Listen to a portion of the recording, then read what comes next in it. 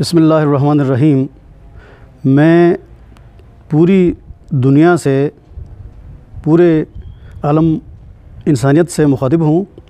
میری یہ ریکویسٹ ہوگی اس کرونا وائرس کے بارے میں کہ آپ تمام بنی نوع انسان اس کی حفاظت اور اس سے سیف رہنے کا واحد ہی حل جو ہے ابھی تک ہمیں جو پتہ چلا ہے وہ سیلف کوارنٹائن یا آپ نے حفاظتی تدابیر کو اختیار کرنا ہے۔ اس کا دنیا میں ابھی تک کوئی ممکنہ یا سلیبل جو ہے وہ بہتر علاج دریافت نہیں ہوا ہے۔ یہ ایک انتہائی خطرناک مرض ہے۔ کرونا وائرس اگر کسی کو لاحق ہو جائے تو اب تک اس کے لیے ویکسین کا کوئی ایجاد نہیں ہوا ہے۔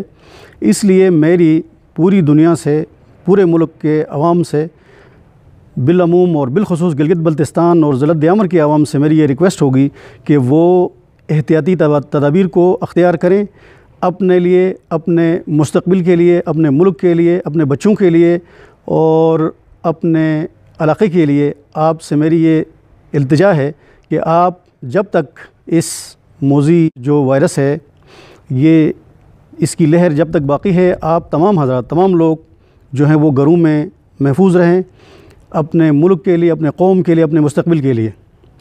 اس کا واحد علاج ہی احتیاطی تدابیر ہیں، جس میں 20 سیکنڈ تک صاف پانی سے اور صابن سے ہاتھ کو دھونا، سوشل ڈسٹینسنگ کو اپنانا، اس کے علاوہ اجتماعات یا پبلک گیدرنگ سے اجتناب کرنا، تمام جو ہمارے سسیپٹیبل جو سوسائٹی کے افراد ہیں، جن میں بچے ہیں، بوڑھے ہیں اور یا بیمار افراد ہیں، ان کو یہ زیادہ لاحق ہونے کا خطرہ ہے، وہ زیادہ اجتماعات یا زیادہ پبلک گیدرنگ والی جگہوں میں جانے سے اجتناب کریں۔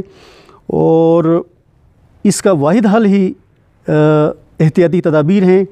آپ جتنا احتیاطی تدابیر اختیار کریں گے، آپ اس سے محفوظ رہیں گے۔